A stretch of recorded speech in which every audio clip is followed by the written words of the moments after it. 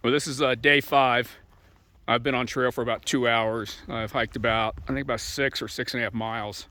Coming up here is a sign here. There's going to be where I leave Tennessee and enter into Virginia.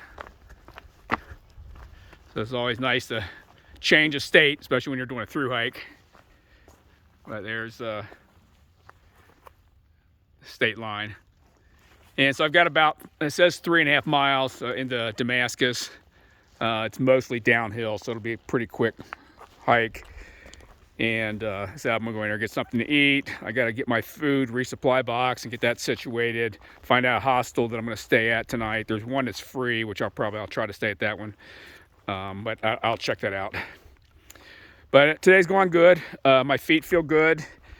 I did have a hot spot yesterday. Actually, I had two. I had one on my one toe on my left foot, and I put some Leuko tape around that. It's been fine ever since. And then I had a little bit of a hot spot on my right heel, and that's the shoe where I put that cardboard under the insole to raise that up a little bit so it wouldn't stretch my Achilles quite so much. And so that might have changed where shoe was hitting my foot. So I put some Leuko tape on the back of that heel, and that's been fine ever since also.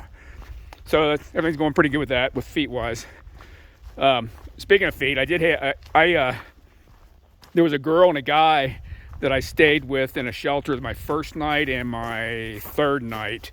The guys from Knoxville and the girls from Illinois. I think they're kind of a couple now. I'm not sure if they started out that way. But anyway, I talked to them quite a bit, and she told me she had a one toe that was bothering her, that was kind of becoming numb.